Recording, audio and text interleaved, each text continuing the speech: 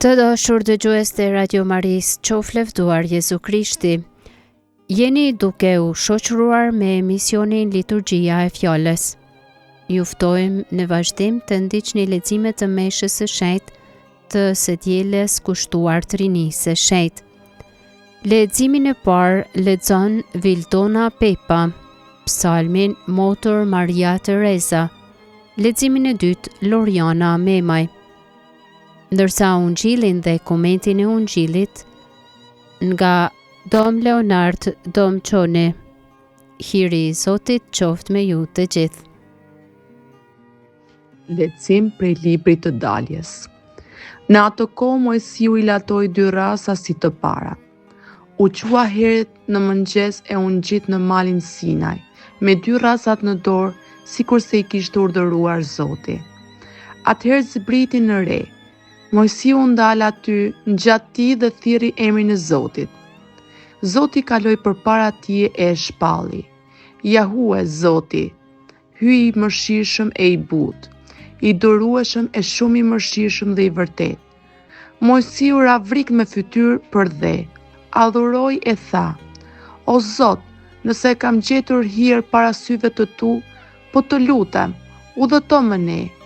Një mend është një popull skverk ngurt, por ti na I fal fajet tona.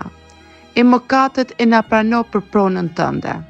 Fjala e Zotit. Ty, o Zot, të qof lavdia e nderin e shekujim. I bekuar je o Zot, hyjetërve tanë. I bekuar emri shejt I lavdisatem.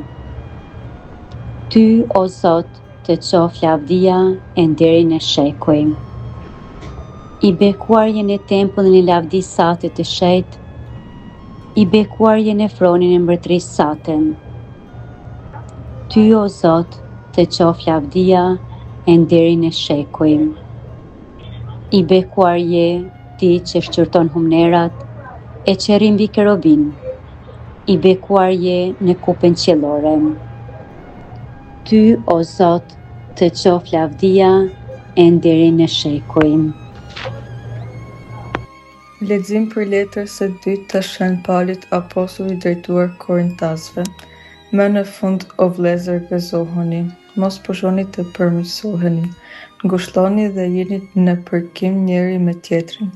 Jetoni në paqë e hyj, për të cilit buron dashuria e paqja, do të jetë me ju. Përshëndeteni njëri tjetrin me puthje të shenjtë. Ju bën të falat e gjithë shetërit. Hyri I Zotit ton, Jezu Krisht, dashuria e hyjt atë dhe bashkësia me shpirtin shenjtë. Qoftë me ju të gjithë, fjala Zotit. Aleluja, lavdiatit e birit e shpirtit shenjtë, Ky që është, që ishte dhe që po vjen. Aleluja.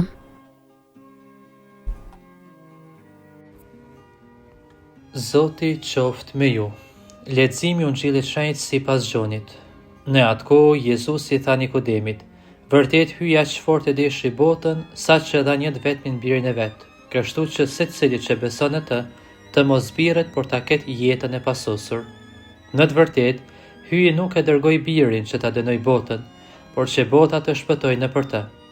Kush beson në të, nuk dënohet, ndërsa kush nuk beson, ai është dënuar që tani, pse nuk besoi në emrin e një lindurit birit të hyjit. Fjala e Zotit. Qoftë lëvduar Jezu Krishti, të dashur vëllezër dhe motra, të dashur dëgjues të Radio Maris. Sot Kisha Shenjte kremton festën e Trinisë së Shenjtë. Libri I Daljes na afron menjëherë në zemrën e këtij misteri, duke na treguar një Zot që nuk është I vetëm, por është marrëdhënie dhe dashuri konkrete. Kur Mojsiu ngjitet në malin Sinaj, Zoti zbret në re, u ndal aty dhe zbulon identitetin e tij nëpërmjet fjalëve. Ai është Zoti, hyj I mëshirshëm e I butë, I durueshëm e shumë I mëshirshëm dhe I vërtet. Këtu shohim një Zot të përvujt, që ecën me popullin e tij dhe që fal, e që pastaj plotësohet dhe merr fytyrë njerëzore në personin e Jezu Krishtit.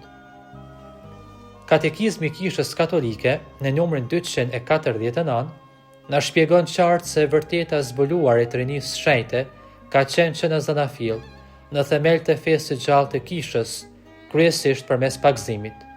Ajo gjen shprehjen e vet në rregullin e besimit pagëzimor, të formuluar në predikim, në katekezë dhe në lutjen e kishës. Formulime të tilla vërehen që në shkrimet apostolike, si për shembull kjo përshëndetje rimarrë në liturgjinë eukaristike. Hiri i Zotit tonë Jezu Krishtit, dashuria hyjta dhe bashkësia Shpirtit Shenjtë qoftë me ju të gjithë. Vëllezër dhe motra, Trininë e Shenjtë e pranojmë dhe besojmë në jetën tonë përditshme, duke filluar nga shenja e kryqit, e nëpërmjet hirit të pagëzimit, në emër të Atit, të Birit e të Shpirtit Shenjtë, jemi të thirrur për të pasur pjesë në jetën e së lumës Trini. Kjo marrëdhënie e hapur e Trinisë është një ftesë për secilin prej nesh, që të hyjmë në jetën hyjnore duke brohuritur me fjalët e Danielit profet. I bekuar je o Zot hyj jetërve tanë, i bekuar emri i shenjtë i lavdisë sate, i bekuar je në tempullin e lavdisë sate të shenjtë, i bekuar je ti që shqyrton humnerat e që rrim mbi kerubin, i bekuar je ti o Zot në kupën qiellore. Dërsa në letrën e 2 të Shën Paulit apostull drejtuar Korintasve, kemi ftesën më të bukur që na bën secilit prej nesh në çdo ditë të jetës sonë, që të mos pushojmë të përmirësohemi, të jemi në përkim me njëri tjetrin, të jetojmë në paqe, sepse hyji prej të cilit buron dashuria, paqja do të jetë me ne. Pikërisht, sepse jemi krijuar sipas shëmbëltyrës së një Zoti që është dashuri.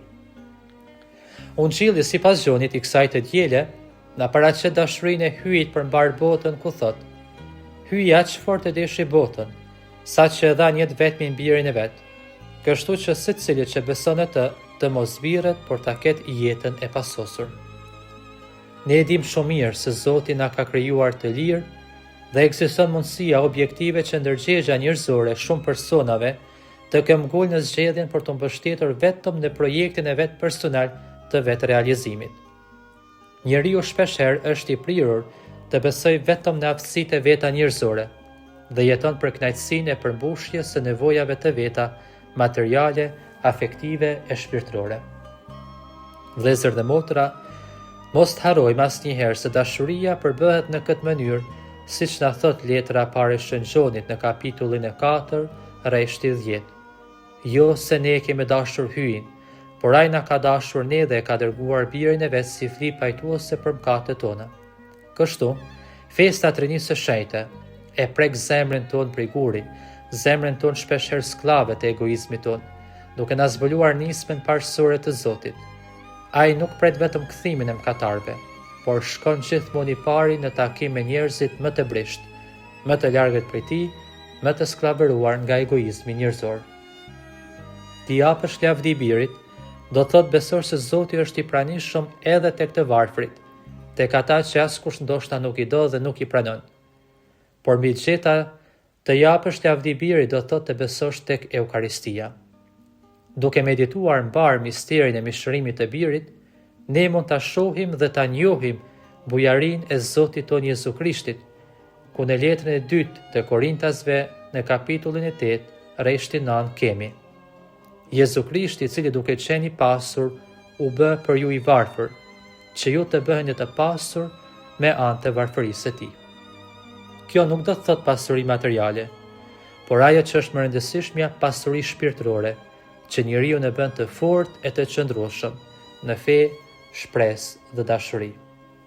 Pra, Trinia e Shenjtë nuk është një vërtetë e largët që duhet kuptuar vetëm me mendjen apo intelektin tonë, por mbi të gjitha është një përqafim dashurie në të cilën jemi të ftuar të jetojmë në çdo ditë të jetës sonë, me Zotin dhe të tjerët. Mos të harrojmë se Ati është ai që na prin me mëshirën e Tij, Biri që ecën me ne në brishësinë tonë, ndërsa Shpirti i Shenjtë është ai që ndes zemrat tona zjarrin e dashurisë, të paqes dhe të shpresës. Kështu edhe ne, ta lejojmë Trininë Shenjtë, që ta shndrojë jetën tonë në një hapësirë dashurie për Zotin dhe vllaun e motrën e ri. Dhe po e përmbylli këtë meditim me fjalët e Shën Paulit, i cili na thot secilit prej nesh: Hiri i Zotit tonë Jezu Krishtit, dashuria hyjtat dhe bashësia e Shpirtit Shenjtë qoftë me ju të gjithë. Amen. Qoftë lëvdue Jezu Krishti. Të dashur dëgjues të Radio Marisë së Kosovës, patet mundësi të ndëgjoni liturgjinë e fjalës, leximet e së dielës kushtuar Trinisë së Shenjtë. Me ju ishin Vildona Pepa, Motor Maria Teresa, Loriana Memaj, ndërsa ungjillin dhe komentin e ungjillit e ndëgjuat nga Dom Leonard Domçoni. Ju falenderojmë të gjithëve për vëmendjen dhe ju dëshirojmë paqen dhe bekimin e Zotit. Qoftë lëvduar Jezu Krishti.